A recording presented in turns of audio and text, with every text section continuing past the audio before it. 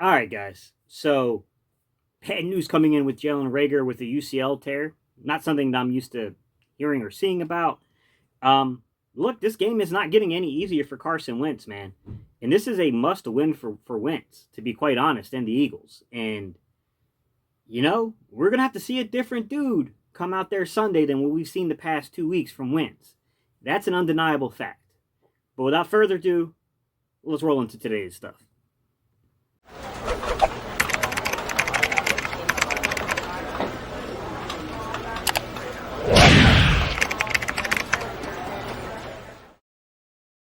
What's up, Eagles Nation? What's going on, NFL world? How you doing, division rivals? This is Steven Hyder with Gate City Sports Channel, the sports channel where the cerebral NFL fan comes for about 10 minutes of daily content. Good morning, good afternoon, or good evening, whenever it is you get around to watching this, guys.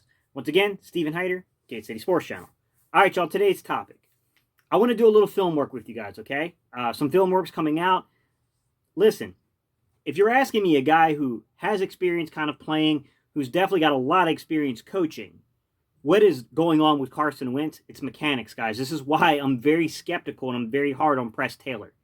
Simply put, guys, the point I was trying to make, and some of you guys got it, some of you guys still, you're saying don't make excuses, but you're then in there making an excuse for a quarterback coach. The problem I have with Press Taylor is he hasn't developed anybody since 2018. The guy who's looked the best under him was Carson Wentz in 2018, and it's been a steady decline since then, okay? Pocket mechanics are off with these guys. Nate Sudfeld hasn't developed like they thought.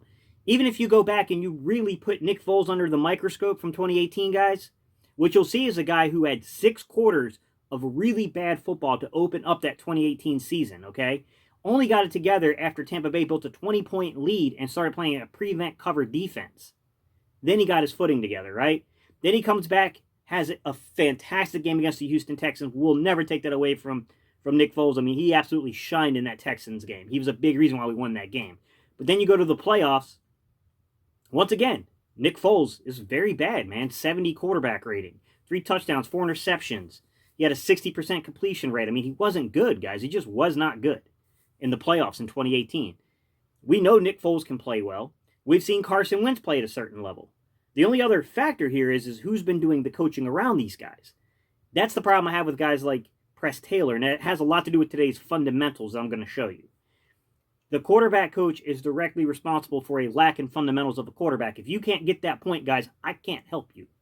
If you don't understand that, I don't know what to tell you, man. You are, where there's Wentz homers, people who just won't accept that Wentz isn't playing well, you're a Wentz hater, and you just won't accept that there are circumstances outside of things that are impacting his development too.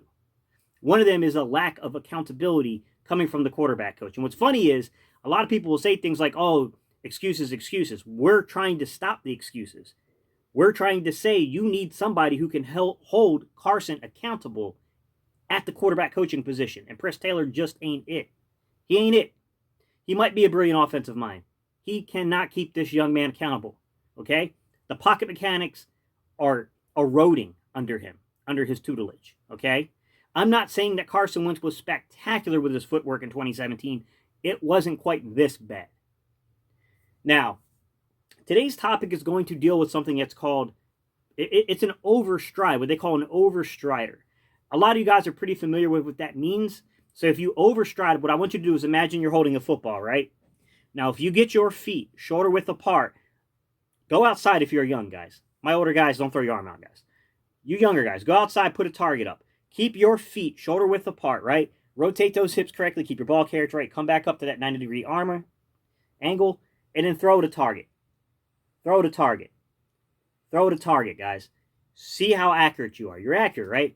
Now, an overstrider is spread those legs out past shoulder width, and then try to turn your hips and hit a target. Try to do it from a short distance first. Then move it back to an intermediate distance. Then try to throw downfield like that. Immediately, you'll start seeing what overstriding does to your form. It's really, I'm not saying some guys are just incredibly talented and still, like they can overstride and still hit things. But I guarantee you, if you do it long enough, even exceptional guys like Patrick Mahomes, you do that long enough, it will come back to bite you in the rear end. It always does. Carson used to get away with it a lot too. He's not getting away with it anymore. Overstride, simply put, guys, is when your footwork, it's the spacing between the front and the back leg, gets further out than shoulder width apart. And what I want to do is I want to show you a clear example of this, and then we can talk here. So let's roll into the example, and I'll break down what's going on here, and we can simply look at the pass and what happened as a result of Wentz overstriding.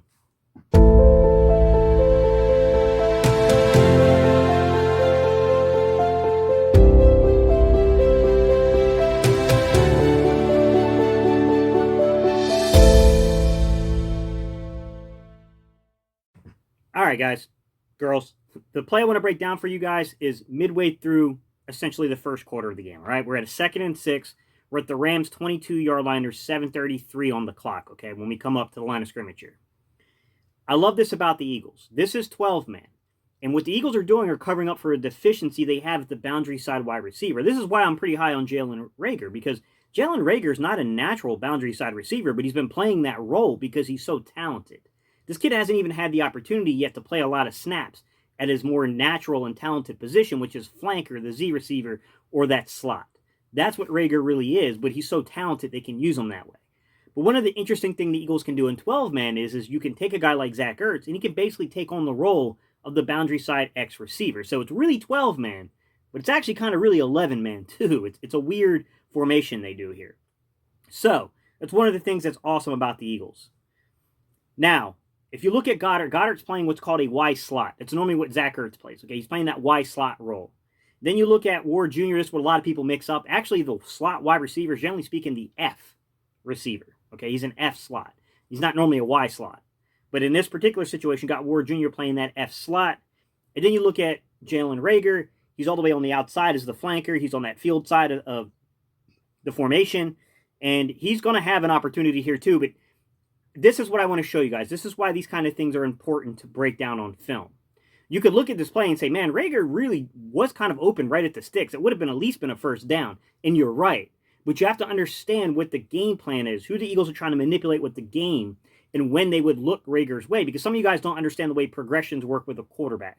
And this is a really good example to show you. And this isn't excusing Wentz, because I'm also going to show you why Wentz pretty much missed the throw because his footwork was crap. All right. The Rams. The Rams come out cover 2, guys. You guys can probably see that pretty easily from the screen. They're in a cover 2, and they're selling a false pressure concept, okay? If you look at your screen, you can see there's one guy that he could be conceived as bringing pressure, but he's not. He's clearly going to be man-to-man with Miles Sanders, okay? The Eagles give you really no motion on this play either. They should have checked to see if they were man concept. That would have been a good way of knowing how to attack this defense, but they didn't do that. So you can see that, but look out on the field side, right? You can see a linebacker there that's kind of cheating right off of that, that stand-up joker rusher. You see that? That's really the false blitzer. Him and the nickel corner who's over Greg Ward Jr. are the two players that are going to dictate where this ball goes.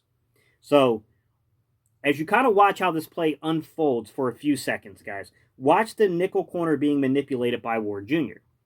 You can see he's kind of more on a man.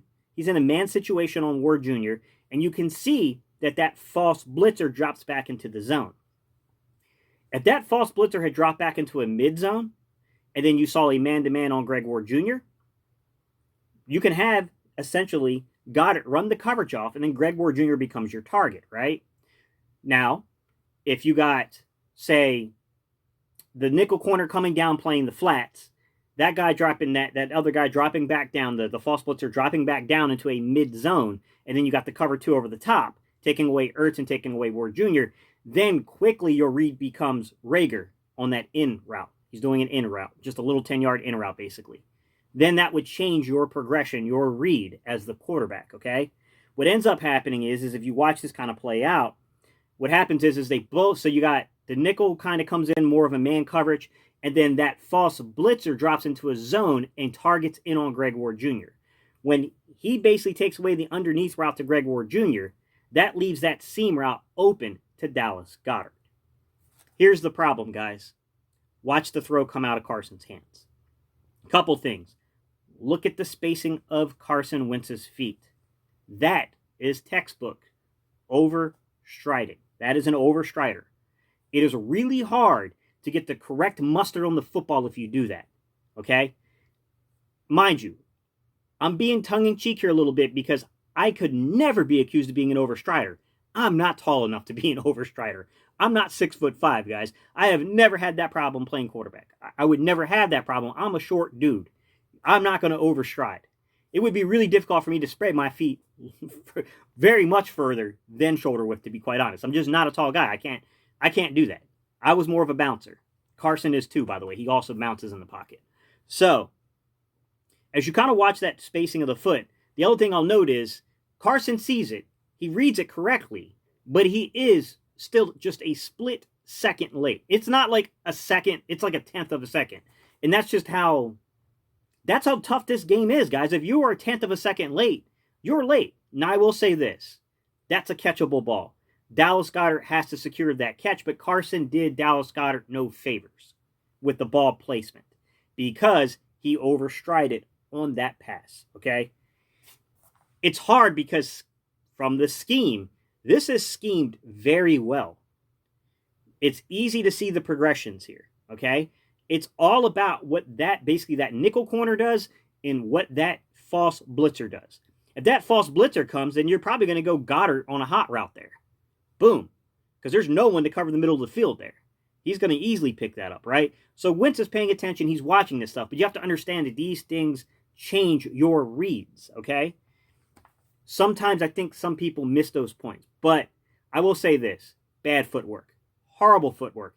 Inexcusable footwork from Carson Wentz. That has to change or we will be a trash football team this year. Wentz cannot make these type of mistakes. This is my concern. This is why I'm telling people I'm really calling for Rich Grandrello, whether it's an official title or just behind the scenes. Rich needs to be the guy that's working with Carson and Taylor needs to butt out. Okay? Maybe he's a brilliant offensive mind. He could be that. It doesn't make you a position coach. I've said that now 1,000 times in these videos.